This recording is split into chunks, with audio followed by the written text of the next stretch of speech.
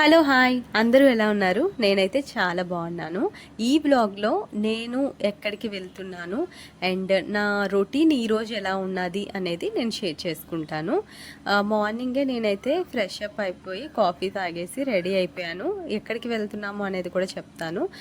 మేమైతే సిటీ బయలుదేరుతున్నాం అనమాట. వైజాగ్ వెళ్తున్నాము. యాక్చువల్గా మేము ఉండేది గాజువాకలో. వైజాగ్ ఎందుకు వెళ్తున్నామంటే కొంచెం మమ్మీకి హాస్పిటల్ వర్క్ ఉంది. సో డాడీ నేను మమ్మీ కలిసి వెళ్తున్నాము. ఇంకా మేము ఉండేది గాజువాక నుండి కదా, గాజువాక నుండి మనకి 3 వేస్ ఉంటాయి. షీలానగర్, సింధియా అండ్ హైవే మీద నుండి. మేము వెళ్ళేదైతే సింధియా నుండే వెళ్తాము మోస్ట్లీ, ఎందుకంటే మాకు కొంచెం ఈజీగా ఉంటుంది వెళ్ళడానికి. కాకపోతే ఇప్పుడు సింధియా నుండి వెళ్ళేటప్పుడు మనకి నేవల్ దగ్గర ఒక వే ఉంటుంది, అది క్లోజ్ చేసేసారు కొంచెం కన్స్ట్రక్షన్ వర్క్తో బిజీగా ఉండడం వల్ల. ఒక 2-3 ఇయర్స్ నుండి చాలా ఇబ్బంది అయిపోతుంది, ఎందుకంటే చుట్టూ తిరిగి వెళ్ళాల్సి వస్తుందన్నమాట. ఎవరైనా వైజాగ్లో ఉన్నవాళ్ళు, అంటే గాజువాకలో మెయిన్గా ఈ సరౌండింగ్స్లో ఉన్న వాళ్ళకైతే చాలా బాగా అర్థమవుతుంది. రష్ కూడా చాలా ఎక్కువైపోయింది ఏ షీలానగర్ దగ్గరే. అన్ని వెహికల్స్ కూడా ఒకే వేలో నుండి వెళ్ళడము చాలా ఇబ్బంది అయిపోతుంది అనమాట. కానీ ఈ సింధియా వే ఏదైతే ఉంటుందో ఇది చాలా బ్యూటిఫుల్గా ఉంటుందండి. ఎందుకంటే ఇక్కడ ఉండేవన్నీ కూడా నేవల్కి రిలేటెడ్ అయి ఉంటాయి కదా, అన్ని సెంట్రల్ గవర్నమెంట్. సో ఇక్కడ చాలా ఆర్గనైజింగ్గా ఉంటాయి ప్రతిదీ కూడా. సో నాకు చాలా చాలా నచ్చుతుంది ఈ వే నుండి వెళ్ళేటప్పుడు. కానీ నేను 3 ఇయర్స్ సిటీలో వర్క్ చేశాను సాఫ్ట్వేర్ కంపెనీలో. అప్పుడు ఈ వే నుండే నేను రోజు స్కూటీ మీద వెళ్ళేదాన్ని అనమాట. అప్పుడే నా రీసెంట్ టైమ్స్, నా ఎంబీఏ కంప్లీట్ అవ్వడము, అలా నేను జాబ్కి వెళ్ళడం కానీ, ఏ లొకేషన్లో మీరు మీ ఫస్ట్ జాబ్ అనేది స్టార్ట్ చేశారు అనేది నాకు కింద కమెంట్ సెక్షన్లో అయితే చెప్పండి. ఇన్ కేస్ ఎవరైనా ఈ వ్లాగ్ చూసి మీరు కూడా కనెక్ట్ అయి ఉంటే చెప్తున్నాను. మోస్ట్లీ మనం అలాంటి ప్లేసెస్కి బాగా కనెక్ట్ అవుతూ ఉంటాం కదా. కొంచెం మనం ఎంజాయ్ చేసినవి కానీ, మనం ఫస్ట్ స్టెప్స్ వేసినవి కానీ, మనం లెర్నింగ్ అయినవి కానీ మనకి లైఫ్ లాంగ్ గుర్తుండిపోతాయి అన్నమాట, మన ఇనీషియల్ డేస్ అనేవి. నేను నా ఫస్ట్ జాబ్లో ఉండేటప్పుడు చాలా స్ట్రగుల్ అయ్యాను. 2019లో నేను ఎంబీఏ కంప్లీట్ చేశాను. ఆగస్ట్లో కంప్లీట్ అయితే సెప్టెంబర్ అండ్ అక్టోబర్లో నాకు జాబ్ వచ్చేసింది అనమాట. అయితే నేను జాబ్కి వెళ్ళిన తర్వాత నాకు అక్కడ సీనియర్స్ ఉంటారు కదా, వాళ్ళ ద్వారా తెలిసింది ఏంటంటే నాకు అసలు ఏమీ రాదని.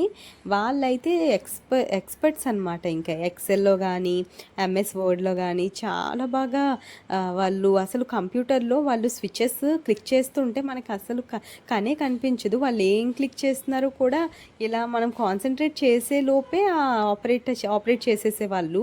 అంత క్విక్గా రెస్పాండ్ అయ్యేదన్నమాట సిస్టమ్ కూడా. ఏంటి వీళ్ళు ఇంత క్విక్గా వర్క్ చేసేస్తున్నారు, ఎక్సెల్ పవర్ పాయింట్ ఇంత బాగా చేస్తున్నారు అనిపించేది.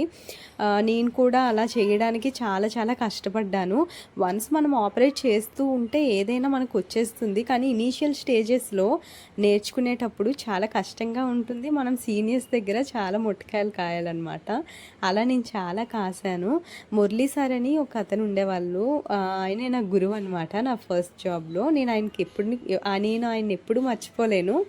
అలా మీ ఫస్ట్ జాబ్లో మీరు ఎవరి నుండి నేర్చుకున్నారు ఇలాంటివన్నీ అనేది మీరు ఒకసారి గుర్తు చేసుకోండి. నాకైతే ఆయన ఎప్పుడు గుర్తుంటారు. ఈవెన్ ఇప్పుడు కూడా నేను ఏ జాబ్కి వెళ్ళినా సరే, ఎవరికైనా ఏమైనా చెప్పినప్పుడు కానీ ఆయన గురించి చెప్పడం అయితే కంపల్సరీ అనమాట. ఇంకా నేను చెప్పాను కదా, మేము యాక్చువల్గా స్ట్రైట్గా వెళ్ళాలి, కానీ అక్కడ రోడ్ క్లోజ్ చేసేయడం వల్ల ఇలా లెఫ్ట్ తీసుకొని వేరే రూట్ నుండి వెళ్ళాల్సి వస్తుంది, పోర్ట్ ఏరియా నుండి. వైజాగ్ నుండి ఏ వెహికల్స్ అయినా, ఇంకా హెవీ వెహికల్స్ కానీ లారీస్, బస్సెస్ అన్నీ కూడా ఇంక ఇవేనేనండి. అస్సలు ఈవెన్ ఆఫ్టర్ 5-6 అయిన తర్వాత అయితే అసలు వెహికల్స్ మూవ్ అవ్వట్లేదంటే నమ్మండి. చాలా హెడేక్ వచ్చేస్తుంది ఈ ట్రాఫిక్ వల్ల. ఎప్పుడు వైజాగ్లో ఇంత ట్రాఫిక్ అయితే లేదు. ఈ ప్రెజెంట్ ఇప్పుడైతే చాలా ట్రాఫిక్ ఉంది. ఈ కన్స్ట్రక్షన్ వర్క్స్ ఎక్కువగా అవ్వడము ఎక్కువైతే ఈ సింధియా వే నుండేనండి. మీరు ఎవరైనా వెళ్ళేటటువంటి వాళ్ళైతే నేను చెప్తున్నాను, మీకు ప్రాబ్లం లేదు, సిగ్నల్స్ ఉన్నా లేట్ అయినా ప్రాబ్లం లేదు అంటే మీరు హైవే ప్రిఫర్ చేయడం బెస్ట్.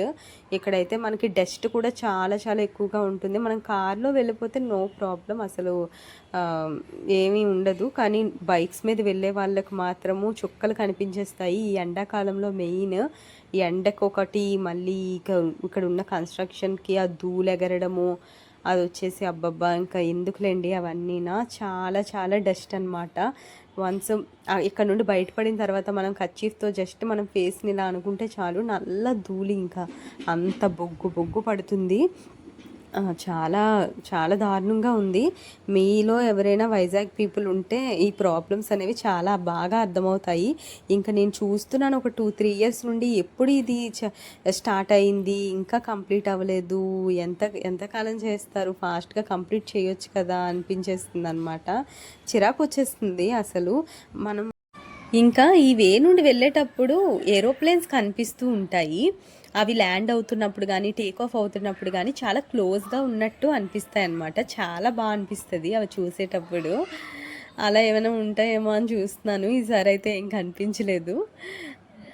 అలా వెళ్తున్నాం అనమాట. అండ్ ముందున ఒక పెట్రోల్ బంక్ ఒకటి ఓపెన్ చేశారు. యాక్చువల్గా నేను జాబ్ చేసేటప్పుడు అయితే అసలు ఈ హైవే మీద ఏ పెట్రోల్ బంక్స్ ఉండేవి కాదనమాట. ఏవైనా బండి ఆగిపోయినా సరే చాలా ప్రాబ్లం అయిపోయేది. ఎందుకు అలా చెప్తున్నానంటే నా బండి ఒకసారి ఆగిపోయిందనమాట. అప్పుడు చాలా భయపడ్డాను ఫస్ట్. కానీ ఒక అతను తన బండి పక్కన ఆపి ఆయన బండిలో పెట్రోల్ తీసి బాటిల్లో వేసి నా బండిలో వేశారనమాట. ఇదే ఆ పెట్రోల్ బంక్. ఎగ్జాక్ట్గా ఈ లొకేషన్ దగ్గరే నా బండి కూడా అయిపోయింది. అందుకే ఆ క్లిప్ తీసాను మీతో షేర్ చేసుకుందామని చెప్పి. అమ్మాయిలు ఎవరైనా ఆగిపోతే డెఫినెట్గా చాలామంది ఉంటారు మంచివాళ్ళు హెల్ప్ చేయడానికి. అలా నాకు ఒకసారి అయిందనమాట. నేను చూసుకోలేదు అసలు ఆ టైంలో పెట్రోల్ అదినా. నాకు ఆఫీస్కి లేట్ అయిపోతుందన్న టెన్షన్లో నేను వచ్చేసాను. ముందు రోజు పెట్రోల్ వేయిద్దామని మర్చిపోయి. యూజువల్గా నేను ఈవినింగ్సే పెట్రోల్ అది కొట్టించేసుకుంటాను బండిలో, కానీ ఎందుకో అలా అయిపోయింది ఆ రోజైతే. ఇంకా అలా చుట్టూ తిరిగి ఏదో ఒకలాగా ఫైనల్గా వైజాగ్ అయితే రీచ్ అయిపోయాము. ఇక్కడ నుండి ఇంకొక 10 మినిట్స్ అయితే పడుతుంది మేము వెళ్ళాల్సిన హాస్పిటల్కి. అక్కడ నుండి వర్క్ చూసుకొని ఇంకా రిటర్న్ అయిపోవడమే. నేను కూడా రీసెంట్గా ఈ వ్లాగ్స్ ఛానల్ అంటే వ్లాగ్స్ చేయడం స్టార్ట్ చేశాను నా ఛానల్లో. అంటే స్టార్ట్ చేసేటప్పుడు అనుకున్నాను ఏం మాట్లాడాలి, ఎలా మాట్లాడాలి, ఏం షేర్ చేసుకోవాలి అని చెప్పేసి అనుకునేదాన్ని. కానీ ఏమనిపించిందంటే చాలా వ్లాగ్స్ నేను ఫాలో అవుతూ ఉంటాను యూట్యూబర్స్వి. వాళ్ళు కూడా వాళ్ళ లైఫ్ ఎక్స్పీరియన్సెస్ అనేవి షేర్ చేసుకుంటూ ఉంటారు. ఆ ప్లేస్లో వాళ్ళకున్న పాస్ట్ ఎక్స్పీరియన్సెస్ కానీ వాళ్ళ మెమొరీస్ కానీ. నాకు అనిపించింది మనం ఏదో మాట్లాడేసి ఎందుకు ఉన్నది లేనట్టుగా లేనిది ఉన్నట్టుగా మనం కూడా అలానే మాట్లాడదాం అనిపించింది. కానీ ఫస్ట్లో నేను ఏదైనా వాయిస్ ఓవర్ ఇచ్చేటప్పుడు కానీ చాలా ల్యాగ్గా బెనికేసి దాన్ని. కానీ ఇప్పుడు ఏంటంటే లేదు, ఏదైనా నార్మలైజ్గా మాట్లాడేలాగా మాట్లాడేయాలి. అది ఎలా వచ్చినా సరే మళ్ళీ కట్ చేసి అలా ఏం కాకుండా కొన్ని దగ్గరలో ఏంటంటే వాయిస్ తడబడ్డము, తర్వాత ఏం మాట్లాడాలో అర్థం అవ్వకపోవడము అలాంటివి ఉంటూ ఉంటాయి. మళ్ళీ మనం బ్యాక్ టు టాపిక్కి వచ్చి అలా మాట్లాడడం అనేది నేను కూడా అలవాటు చేసుకుంటున్నాను. ఇలా ఏంటంటే మన స్పాంటనిటీ అనేది కూడా పెరుగుతుంది. ఫస్ట్లో ఏంటంటే నేను పేపర్ మీద నా స్క్రిప్ట్ రాసుకొని అప్పుడు వాయిస్ ఓవర్ ఇచ్చేదాన్ని. చాలా టైం పట్టేసేదండి నా వాయిస్ ఓవర్ ఇవ్వడానికైతే.